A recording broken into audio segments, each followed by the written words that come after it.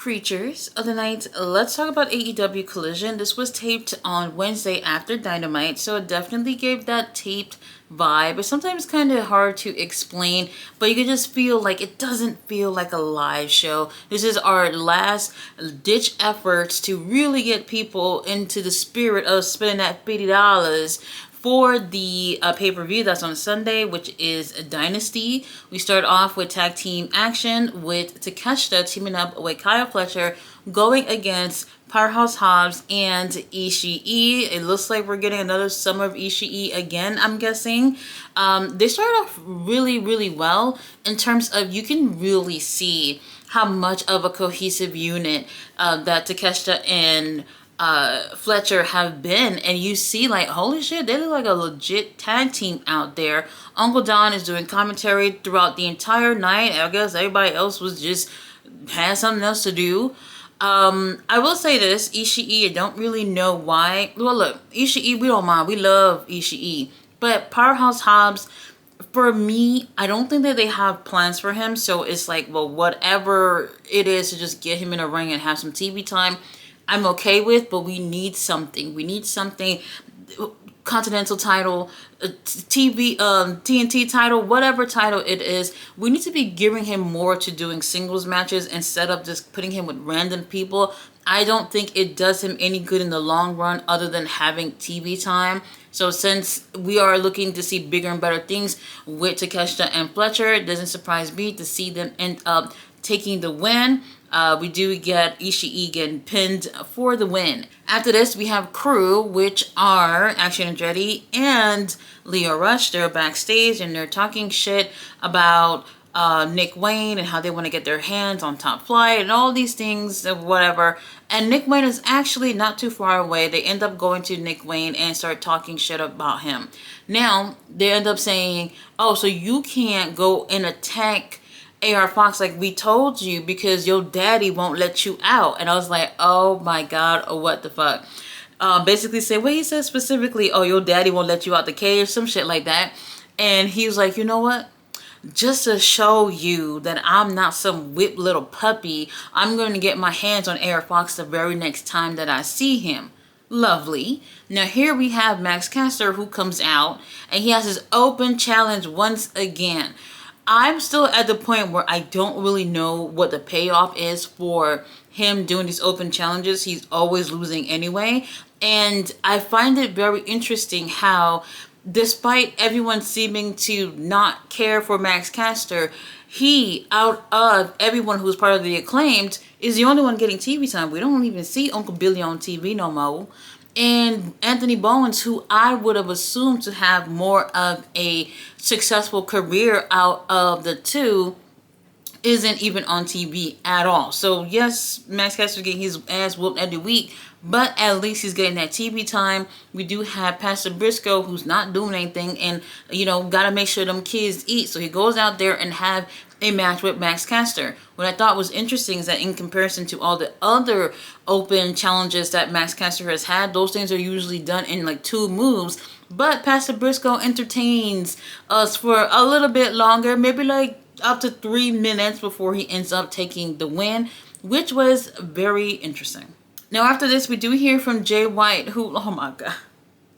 They did say on Wednesday that Jay White was injured. He got injured by the Death Riders and can't be in the Owen Hart Cup. So we see Jay White backstage and he's letting everyone know and confirming that his hand is broken. He does show his hand. His hand is wrapped up in something. And I'm just like, holy shit, like this is for real, for real. No word in terms of like how long he's going to be gone for or surgery or anything, but basically he's saying that, you know, he's not going to be part of the Owen Hart Cup and that how that was his goal for winning that and moving on to All In to go for the world title and even become champion. I know a lot of people have wanted that for Jay White, especially for this year. That's not happening. But he said, you know what? Y'all did me a favor by doing this because this gives me time to prepare on how I'm going to get revenge on all you motherfucking asses. Now, I am devastated about it because, to be honest, since Jay White has been part of AEW, I feel like I have yet to really see anything from him. If you're looking to see some of the best things that he's done, you're going to have to go back and look at New Japan. We've seen some good things from him while he's been in AEW, but he's definitely a top guy, type of guy. And so far, he has not been at that point in AEW. Up next, we have tag team action. We have Crew versus Top Flight. Top Flight wastes no time to get this thing started before they even get into the ring. For me, when I first heard about this match taking place on Collision, I felt a little bit upset about it because I was like, well, why not put these young guys on the pay-per-view? Like, they've been having this go on for a little bit. Sure, they could have made this whole thing feel a little bit more important, but it would have been cool to just put these young cats on the pay-per-view instead of throwing a whole bunch of Owen Hart Cup matches on Dynasty. And this is how you build up young guys, tag teams. Like, we really need some tag teams to be built up. Anyway, we do have Top Flight end up taking the win with a crucifix pin, which I kind of like, but you know, it's whatever. Ash Andretti was really upset about being pinned, and here comes Leo Rush to go and attack them. Now, after somewhat of an attack from them, here we do have AR Fox that came to help. Now, when AR Fox come out, immediately Nick Wayne comes and attacks AR Fox. And all of a sudden, they announce on the screen, like, at the same moment, it's going to be AR Fox teaming up with Top Flight to go against Nick Wayne and Bowser's kids on the pre-show.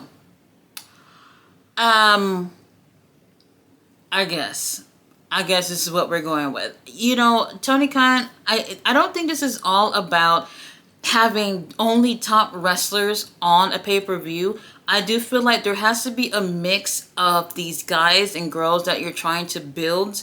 And even at a mid-card level, I mean, there's some mid-carders on there, but still, you got to take advantage of these young guys while they're still there. Who knows if in the next few years that we'll see Top Flight or Crew in this company. Like, they need to be doing a little bit more when it comes to these guys, especially with putting them on a pay-per-view. But instead, y'all get them on the pre-show. After this, we have Jamie Hayter and Billy Starks backstage with Lexi. I don't know what it is, but they're kind of trying to make it seem like Lexi was never involved with Athena and Billy Starks. Lexi was the best friend of Athena, and Lexi was a major heel on Ring of Honor, by the way. And in AEW, they kind of make it seem like none of that shit ever happened. Whatever. They announced that it's going to be them two in the quarterfinals. So we're going to see Jamie Hayter versus Billy Starks. Billy, you know, she looked decent tonight. Jamie said that, hey, you got a lot of respect for me from the match that we had last week, but this time I'm going to beat your ass so I can advance to going on to get the world title. Billy Starks also have her eyes on the title, but I don't think that's going to happen. After this, we had a sit down moment, promo, whatever, with Danny Garcia and Adam Cole. Daddy Magic was there acting like he a big shot, while we had Kyle O'Reilly and Roderick there on the corner of Adam Cole. Oh my God. I'm listening to them. When it comes to promos, it's not just about what you say, but it's how you make people feel about what you say. It felt, these guys feel like they're doing something, but doing nothing at the same time. Like, you can't even hear, you can't feel no emotions from them whatsoever. It's just like, damn, like, who is going to side with any one of you two? When you're being boring as hell, nobody feels the conviction in your words at all. And I wanted this to be so much better because the title is on the line. And I already wasn't feeling this match. And then this promo came and I feel like did not do any justice to what's going on. I don't think this has won anyone over for any one of these guys. For me, Daniel Garcia, he's really, really young. He has a lot to learn, but he's a really great wrestler.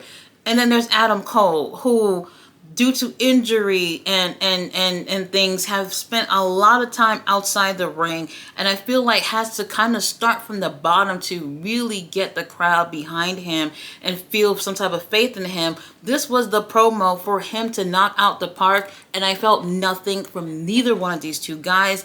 If it were up to me, I would vacate the motherfucking title and have other people go for it. I'm bored with these two. Up next, we had Pac versus Cash Wheeler. I feel like we never truly got to see Cash Wheeler doing singles action. We'll see a little bit more from Dax for sure, but Cash Wheeler, no. Well, Pac took care of that. We knew that. Was there cheating involved? Did the Death Riders get involved at some point?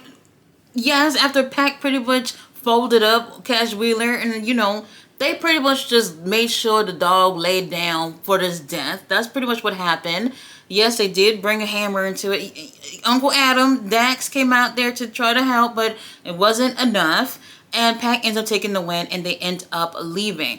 Now, I don't know if this also did anything for the story as well, because tomorrow we have the pay-per-view match for the trios title. I personally don't know where this is going. There's supposed to be issues within the rated FTR group and no issues within the Death Riders, so I'm not really sure where this is going, but I don't feel like this necessarily helped people feel any type of way. If anything, maybe people just want the Death Riders to lose even more.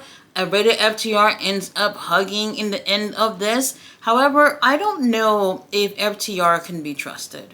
After this, we do have Shane Taylor Promotions are backstage. So this is just Shane Taylor in the infantry. And they're talking about how people are talking about them.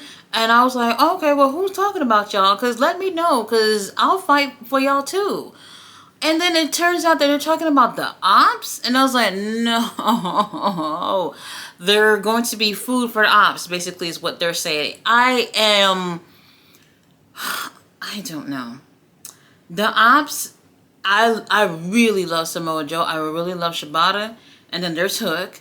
But STP, I just don't know when they're going to get their break. Because they can't get a break, whether it was in AEW or Ring of Honor. And these guys are active between two of those shows. And honestly, I just don't know. I would hate to see them get in the ring with fucking ops and end up losing. I don't know when that match is going to take place. Wouldn't be surprised if it turned out to be a pre-show match. I don't really want to see SCP in a situation with them losing again. After this, oh Lord. It's not about Beast Mortos. No, it's not. But Beast Mortos came out. Beast Mortos came out with Jalisco. Jalisco is going against Speedball Mike Bailey. You look at this and you're just like, oh, this is going to be fucking amazing. We have Ricochet who's doing commentary, so it was interesting. To be honest, it would have been nice to hear Kenny Omega also on commentary as well. It does feel a little bit weird not seeing him, especially with him being the champion, but I guess this is Kenny Omega we're talking about. He doesn't have to be there. What I found to be interesting is that as great as Jalisco is, I don't also see him get an opportunity to have bigger opportunities within the company, which is kind of insane to me. We already knew that Mike Bailey would end up taking the win here. He's absolutely new. And also he got that match to go for the International Championship at Dynasty, so why would he lose? But I do think that if anyone who's never been acquainted with Speedball prior to him being in AEW, I do feel like Jalisco is someone who brought out some of the best out of Mike throughout this match. So this might have helped win some people over. After the match, though, Ricochet gets his hand on Mike Bailey with the spirit gun, which I always confuse for the hidden blade. Aren't they like the same move? It really looks like the same move. Whatever the situation is, neither of them are going to be leaving Dynasty with the International Championship. After this, we had Thunder Rosa and Chris Statlander going at it backstage. They are trash talking, but things get physical between the two of them. And Thunder Rosa, baby, y'all over here snatching each other up and everything. And I'm just like, it could never be me. If you snatch me up, we having our match right now. I'm not waiting until our match is scheduled. There's just no way you're going to be physical with me.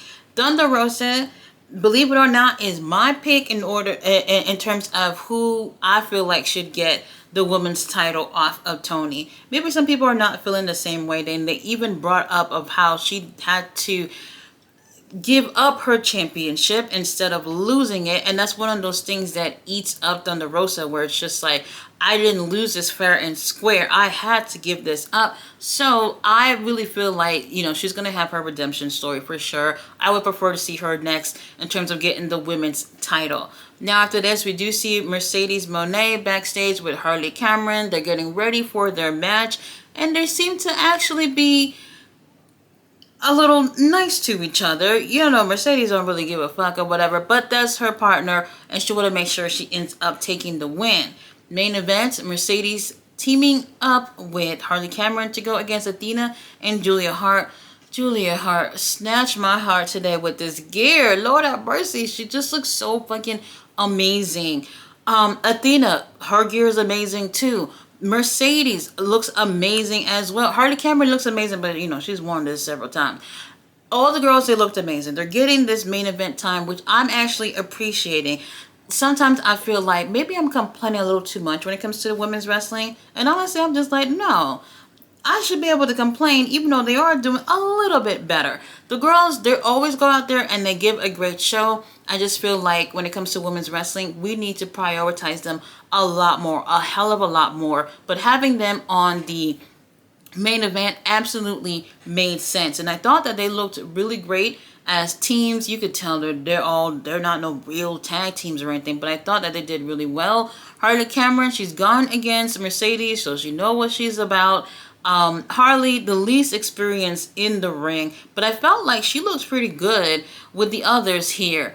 I was very surprised to see we got quite a bit of time of Athena and Mercedes in the ring. I thought that they probably would have gotten in the ring for maybe a minute's top, and they'll keep them away from each other for the duration of the match to tease people to want to see these two girls one-on-one. But we actually got a chance to see them go at it, and it made me actually want to see a hell of a lot more with them going one-on-one, preferably at All In. But we'll see what ends up happening during the Owen Hart Cup. Now, we do have Mercedes team ends up taking the L. Julia ends up taking the win for her team, and it doesn't surprise me. It doesn't surprise me at all. What was interesting was that Julia puts Harley in a submission. While she's doing that, Mercedes slide into the ring to get her hands to break that submission, and here comes Athena, who just comes right in front of Mercedes,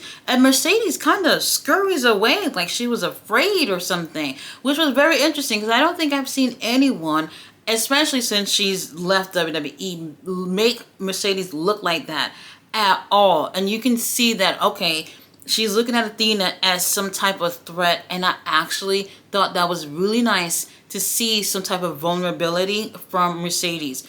Really great main event. The show, all in all, is like, all right. I mean, it's not going to really convince you about should you buy the pay-per-view or not, but a nice 2 hours to spend to watch some wrestling. So tomorrow we got Dynasty. It's looking like the card is decent, but nothing too crazy.